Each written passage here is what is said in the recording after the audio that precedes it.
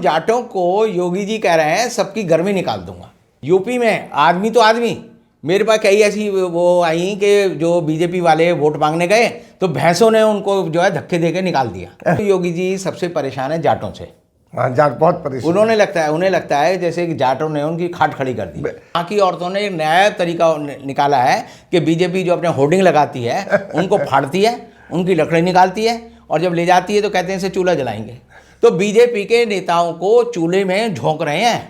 जाटों की कहावत है कि ठाडा मारे रोने ना दे। जाट जब मारता है तो यहाँ से मारता है। योगी जी और मोदी जी की जो बीजेपी है ये जो है ताश के महल की तरह ढहने लगी है। दोस्तों आदाब अर्ज़ है, मैं नीसमत खान हिंद वॉइस में आपसे मुखातिब हूँ। मेरे साथ है रविंदर कुमार जी। बहुत बहुत स्वागत है रविंदर कुमार जी। रविंदर कुमार जी, यूपी गर्म चल रहा है पूरी तरीके से, समझ लीजिए कि उसमें रोटी दोनों तरफ से, तीन तरफ से, चूल्हे में भी सेकी जा रही, कोयले पे भी सेकी जा रही, हर तरीके से। मतलब कोई पत्थर ऐसा नहीं कि जिसको उलट पलट के ना देखा जा रहा हो। यानी ना उसमें नज़र आ रहा है कि किस मुद्दे पे चुनाव लड़ा जा रहा है, व्यक्तिगत लड़ा जा रहा है कि किसी मुद्दे पे लड़ा जा रहा है, कि योगी पे लड़ा जा रहा है, कि मोदी पे लड़ा जा रहा है, कि अखिलेश पे लड़ा जा रहा है, कि प्रियंका गांधी पे लड़ा है, कुछ समझ में नहीं आ रहा। तो ज़रा ये क्यों आखिर है कोई भी पॉलिटिकल पार्टी, ख़ासतौर पर बीजेपी, अब वो मोदी जी आ गए हैं, आप देख रहे हैं कि उनको बिल्कुल खुड्डे लगा रखा है योगी जी को, उनके योगी जी की जगह अमित शाह जी थूक लगा के फर्चे मार रहे। अब हालत ये होगी कि हमारा जो डिफेंस मिनिस्टर है, होम मिनिस्टर है, वो पर्चे मारते हैं गली गली जाके, घर घर जाके पर्चे जी बांटता है। हाँ, क्या आप इसको कैसे सोचते हैं यूपी के चुनाव में? देखिए, यूपी में आपने एक कल्पना कीजिए कि जैसे कोई आदमी होता है ना और नदी में डूब रहा हो। जी जी। तो वो आधा डूब गया है तो हाथ पांव मार रहा होता है, बचाओ बचाओ, बेचारे को कुछ नहीं पता होता। और जो बचाने आता है उसको भी पकड़ के अपने साथ ऐसे पकड़ लेता है, जकड़ लेता है कि वो भी डूब जाए। तो यूपी में जो बीजेपी की हालत है वो बड़ी विचित्र है। और विचित्र इस अर्थ में है कि सरकार में होने के बावजूद जितनी हौसला पस्ती, यानी बिल्कुल पस्त हो गए हैं, इनकी हिम्मत रही नहीं।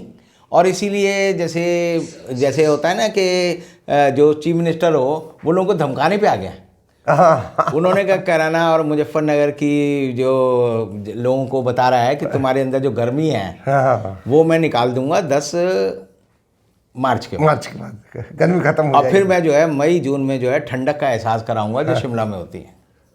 अब जो गांव के लोग हैं, ये जो धमकी दे रहा है, मैं बड़ी देर सोचता रहा, ये धमकी योगी जी दे किसको रहे हैं? तो एक तो योगी जी सबसे परेशान है जाटों से। हाँ, जाट बहुत परेशान। उन्हें लगता है जैसे कि जाटों ने उनकी खाट खड़ी कर दी, खड़ी कर रखी। देखिए कि उनको कैंपेन नहीं कर दे रही। हाँ, यानी जाटों की कहावत है कि ठाडा मारे रोने ना दे। जाट जब मारता है तो यहाँ से मारता है। तो ठाडा मारे रोने ना दे और खाट छीन ले सोवन ना दे। तो ना तो वो इनको रोने दे रहा है, ना इनको सोने दे रहा है। और उन जाटों को योगी जी कह रहे हैं सबकी गर्मी निकाल दूंगा। अब जाटों की गर्मी निकालेंगे तो उसके साथ तो आप समझिए योगी, मोदी और ये बीजेपी वाले जब भी बोलते हैं तो मुसलमानों को तो समझ लीजिए वो साथ में जोड़ लेते हैं कि इनको तो धमकी देनी दे। तो उनको भी धमकी दे दी मुसलमानों को कि मुसलमान और जाटों का जो कॉम्बिनेशन है वो इन पे भारी है। अब आपने देखा होगा कि एक खेल होता है जिसमें हम बोलते हैं हाउस ऑफ कार्ड। हाँ, ताश के जो पत्ते होते हैं उनको जोड़कर एक के साथ एक बना देते हैं। और उसमें क्या होता है, हाउस ऑफ कार्ड जब खड़ा होता है तो पहले अगर ताश को धक्का देंगे तो उसके बोझ से, उसकी जो प्रेशर है उससे दूसरा तार गिरेगा और वो सारे कार्ड गिरते गिरते गिरते आखिर तक गिरते रहेंगे, चाहे 1 लाख कार्ड हो, 10 लाख कार्ड हो, 10 करोड़ कार्ड हो। तो योगी जी और मोदी जी की जो बीजेपी है ये जो है ताश के महल की तरह ढहने लगी है। और ढहने लगी है, इस हद तक ढहने लगी है कि ना इनको समझ आ रहा कि हम करें तो करें क्या। चुनाव आयोग पूरी तरह कोशिश कर रहा है कि योगी और मोदी की कैसे मैं मदद करूं।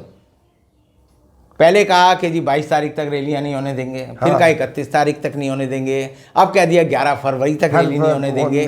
तो भाई चुनाव में रैली नहीं होने देंगे, शादियां होने देंगे। शादियां कर सकते हो, रैली नहीं कर सकते, क्योंकि पता है कि मोदी की, योगी की रैली में लोग आएंगे नहीं।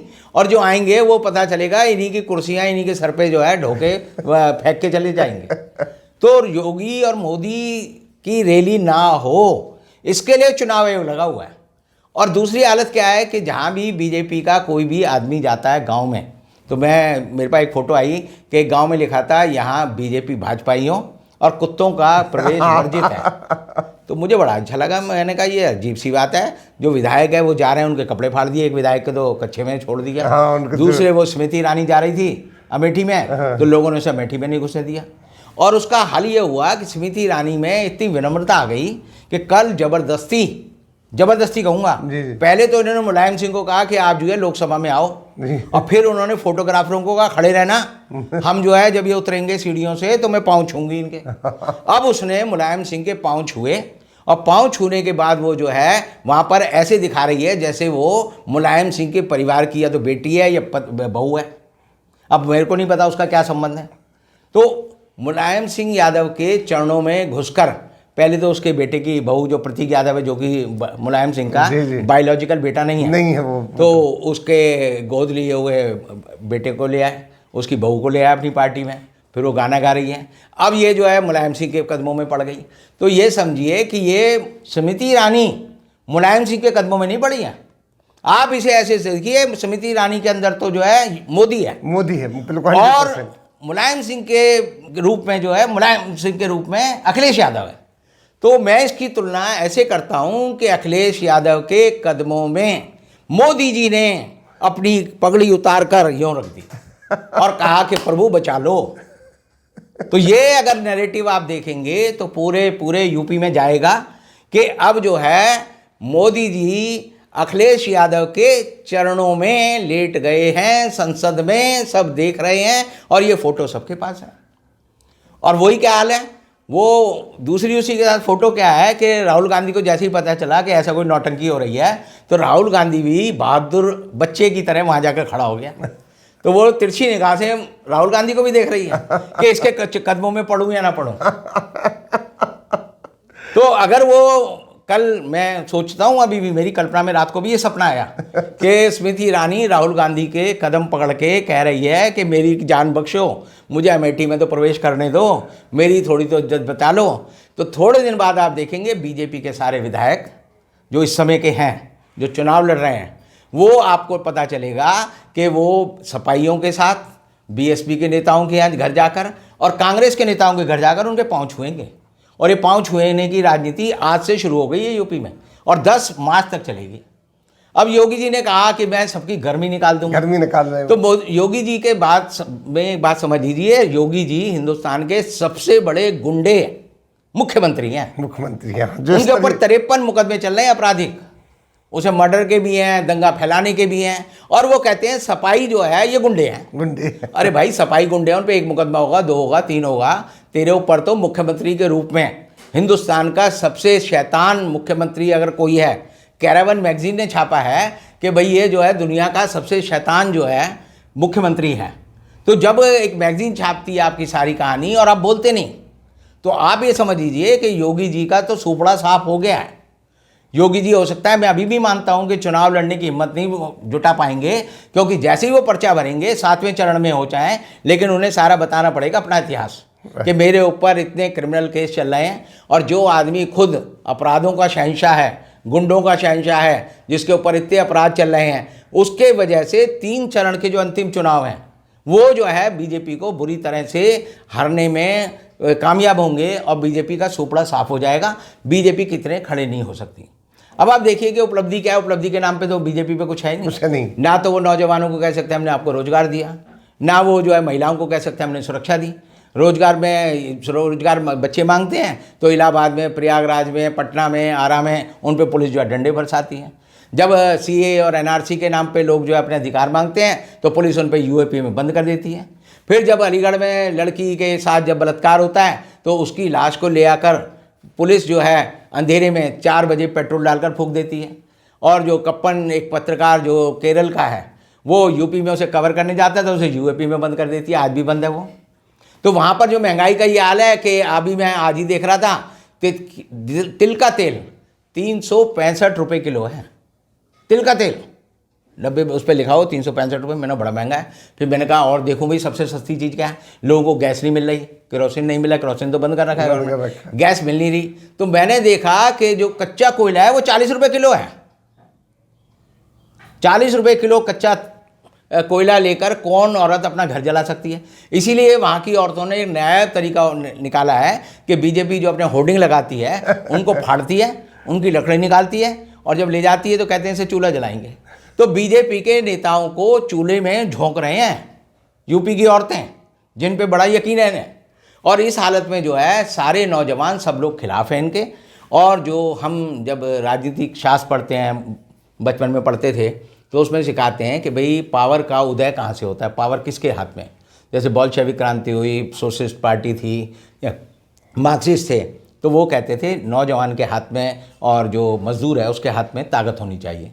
तो पिछले 8 सालों में जब से मोदी जी, योगी जी, अमित शाह जी और बाकी ये सारे जी आए हैं, तब से आप देखेंगे सारी ताकत जो है किसान की छीन ली इन्होंने, मजदूर की छीन ली, नौजवान की छीन ली, सेना में जो लड़ने वाले जवान हैं उनकी छीन ली। और सारी ताकत आज के समय किसके पास है? सारी ताकत इन्होंने लेकर अडानी और अंबानी को दे दी है। तो यूपी में एक तरफ तो जो दूसरी पार्टियां हैं और एक तरफ अडानी और अंबानी के चमचे हैं। अब यूपी की जनता तय कर चुकी है इन्हें घर में नहीं घुसने देना, इन्हें खेत में नहीं घुसने देना, इन्हें खलियान में नहीं घुसने देना, इन्हें अपनी गली में नहीं घुसने देना, इन्हें जो है पोलिंग बूथ में भी नहीं घुसने देना। मैं पहले से 3 महीने से कह रहा हूँ कि इनकी किसी जगह पर टेबल नहीं लगेगी चुनाव वाले दिन, और टेबल लग भी गई तो वहाँ कोई आदमी नहीं मिलेगा।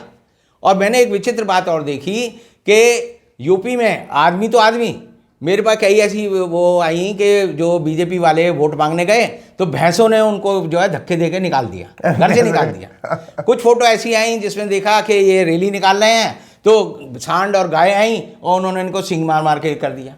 कुछ फोटो ऐसी आई जिसमें मैंने देखा कुत्ते तक जो है मोदी जी की जो फोटो है उसको नोच नोच के खा रहे हैं। तो इसका मतलब आदमी तो आदमी, जानवर तक, यानी यूपी का जर्रा जर्रा जो है आज के दिन बीजेपी के खिलाफ हो गया है। पशु पक्षी सब इनके खिलाफ हो गए हैं और हवा भी इनके खिलाफ है। तो इसलिए ऐसे में आप समझ सकते हैं कि बीजेपी का समूल नाश यूपी से होगा। और यूपी से जब ये नाश शुरू होगा तो आप समझिए आने वाले जो लोकसभा के चुनाव हैं 2024 के, तब इनके लोग जो है मिलेंगे नहीं। एक ऐसी भगदड़ का रेला चलेगा कि सारे लोग जो है बीजेपी छोड़कर जो है भाग जाएंगे, कहेंगे कि हम बीजेपी में गए थे लेकिन ये हमारे पाप कर्म है, इसके लिए हमें जो है माफ़ कर दो।